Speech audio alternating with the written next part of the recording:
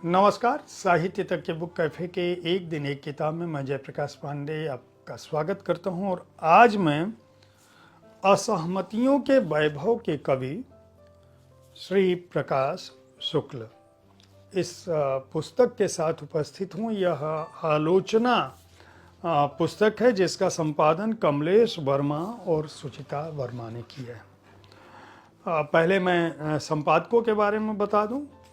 चूँकि श्री प्रकाश शुक्ल के कविता पर आलोचना की दृष्टि से यह एक उत्कृष्ट पुस्तक है, इसलिए उनके बारे में तो बात होगी ही। लेकिन संपादक द्वय जो हैं, कमलेश वर्मा जो है वो राजकीय महिला महाविद्यालय सेवापुरी वाराणसी में हिंदी विभाग के अध्यक्ष और प्रोफेसर हैं। उन्होंने हिंदी साहित्य से ही MA MPhil और PhD की उपाधि हासिल की और काव्य भाषा और नागार्जुन की कविता जाति के प्रश्न पर कबीर, निराला काव्यकोश, निराला शब्दकोश, इन कृतियों उनकी कृतियां प्रकाशित हो चुकी हैं। सुचिता वर्मा जो है वह राजकीय महिला महाविद्यालय औराई जो भदोही में है उसकी अध्यक्ष और वहाँ सहायक प्राध्यापक हैं हिंदी विभाग में। आपने भी MA MPhil और PhD की उपाधि JNU से हासिल की है और इनकी पुस्तक नव रोमानियत और यथार्थ प्रकाशित हो चुकी है। यह पुस्तक श्री प्रकाश शुक्ल जो 1990 के बाद जिन कवियों ने हिंदी कविता के आंगन में दस्तक दी उसमें अग्रणी कवि के तौर पर स्थापित होते हैं। लगभग 30 वर्षीय यात्रा में उन्होंने आलोचना, संस्मरण, यात्रा वृतांत के अलावा मूल रूप से जो अपनी पहचान बनाई है वह कवि के रूप में बनाई है। खास बात उनकी कविता का जो वितान है, जो क्षेत्र है, उसमें प्रकृति के उपादान तो है ही, सामाजिक और सामूहिक चेतना भी दिखाई देती है। खास बात यह कि इस सामूहिक चेतना के दौरान वह केवल एक दृष्टि नहीं रखते, वो कोई क्रांति का उद्घोष नहीं करते हैं अपनी कविताओं में, बल्कि अपने समय के क्रूर यथार्थ को रखते हैं जिसमें क्षरण है, जिसमें विसंगतियां हैं, जिसमें स्वार्थ है, जिसमें लालच है और जिसमें एक दूसरे को गिराने की कोशिशें हैं। यही बात उनको महत्वपूर्ण बनाती है।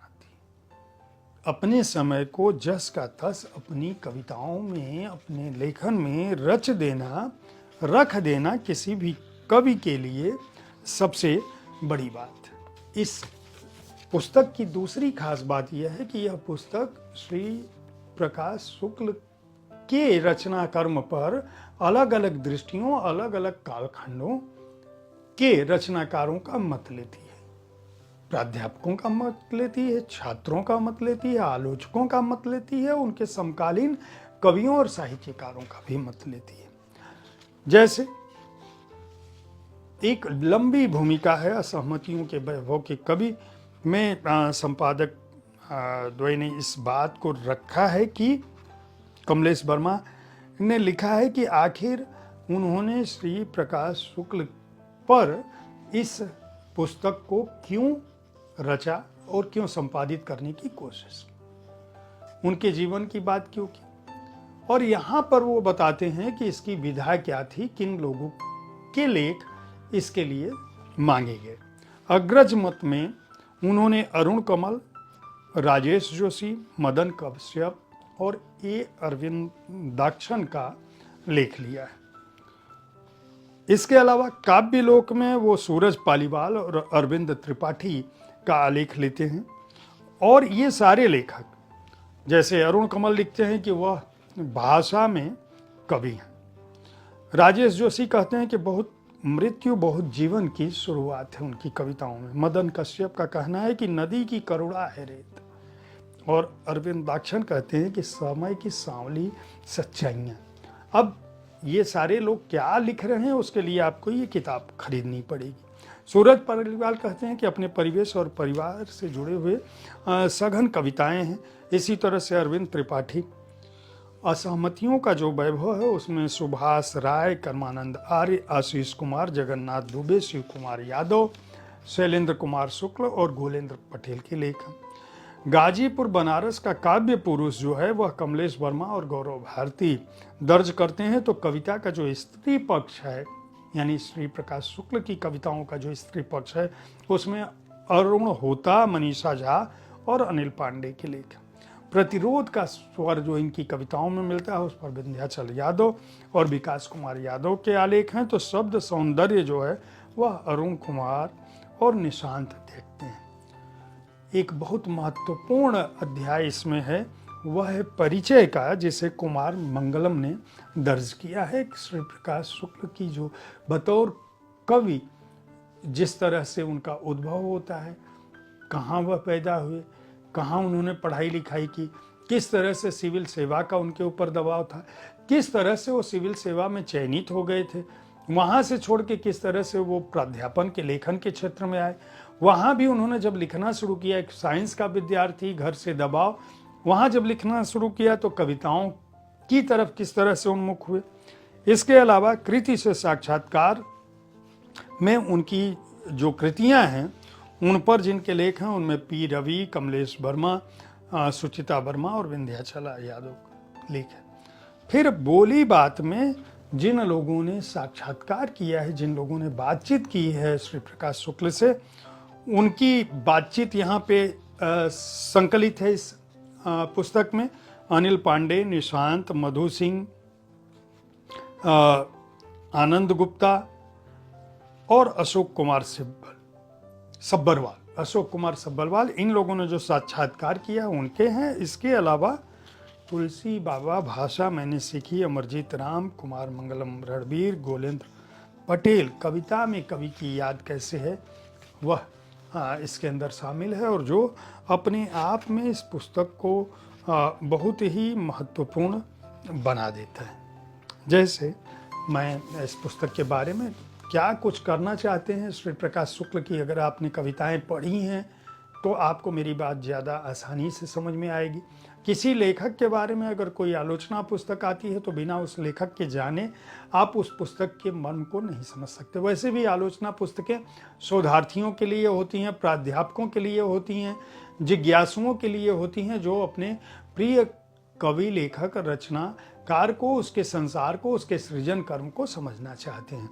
तो अगर श्री प्रकाश शुक्ल के रचना कर्म को समझना चाहते हैं, क्यों असहमतियों के वैभव के कवि उनको कहा गया है, कोई कवि बिना किसी क्रांति के कैसे कुछ सर्ज सकता है, अगर उसको समझना चाहते हैं तो इस पुस्तक को खरीद कर पढ़ सकते हैं। मैं एक कविता जो 5/7/2021 को लिखी गई थी और संभवतः गोलेंद्र पटेल ने इस कविता को श्री प्रकाश शुक्ल के लिए लिखी है। कविता के लिए अज्ञेय आकाश से शब्द उठाते हैं, केदारनाथ धूल से, श्री प्रकाश शुक्ल रेत से। पहला निर्वात है, कह नहीं सकता, ताकना तुम, तर्क की तह में सत्य दिखेगा। दूसरा गुलाब है, गंध आ रही है नाक में। तीसरा नदी है जिसमें एक नाव है जो औंधे मुंह लेटी पड़ी है। अब आप समझ सकते हैं कि इस एक कविता में, कविता की जमीन में, किस तरह से गोलेंद्र पटेल ने श्री प्रकाश शुक्ल के सृजन कर्म को रखने की कोशिश की है। इस तरह की कविताएं भी हैं। तो अगर आप अपने समय की एक महत्वपूर्ण कवि, लेखक के रचना कर्म को, उसके जीवन कर्म को, उसके वैभव को समझना चाहते हैं, उसके शब्द संसार को समझना चाहते हैं, तो इस पुस्तक को खरीद कर पढ़ सकते हैं। 28 की उम्र में उन्होंने लेखन की शुरुआत की थी, जो एक तरह से देर से शुरू हुई है, और जिस तरह का वितान और बिंब वह रचते हैं उसमें उनका समय यानी 2024 तक की बातें हैं। उनमें बनारस भी दर्ज है, गाजीपुर भी दर्ज है। बनारस का वह बदलाव दर्ज है जिस पर कोई नज़र नहीं डालना चाहता, किस तरह से आधुनिकता उस शहर को नष्ट कर रही है, उसकी पौराणिकता को, उसकी संस्कृति को, वहाँ के जनजीवन को, उस पर बिना किसी विद्रोह के, बिना किसी चित्कार के, बिना किसी नारे और फतवे के श्री प्रकाश शुक्ल क्या कुछ कहते हैं। एक कवि की दृष्टि जो है किस तरह से गंगा को देखती है, किस तरह से घाटों को देखती है, वह भी इस पुस्तक को पढ़ने से समझ में आता है। इस पुस्तक के प्रकाशक हैं वाग्देवी प्रकाशन। मूल्य इस पुस्तक का 600 रुपये है। पृष्ठ संख्या है 424। यह पुस्तक हिंदी साहित्य के सभी जिज्ञासुओं के लिए, रचनाकारों के लिए, शोधार्थियों के लिए, छात्रों के लिए महत्वपूर्ण है। स्नातक स्नातकोत्तर के छात्र हैं तो भी आप खरीद सकते हैं। उम्मीद है साहित्य तक का यह एपिसोड आपको पसंद आया होगा। इस कार्यक्रम में आप किस तरह की पुस्तकों की चर्चा चाहते हैं उसके बारे में अपनी राय से हमें ज़रूर अवगत कराते रहें। हमारी कोशिश होती है कि विविध विधाओं की पुस्तकों के साथ आपके पास मैं हर दिन पहुंचूं ताकि आपको अपनी पसंद की पुस्तक चुनने में आसानी हो। कल ठीक इसी समय ऐसी ही किसी एक कृति के साथ मैं फिर मिलूंगा। देखते रहिए साहित्य तक। धन्यवाद।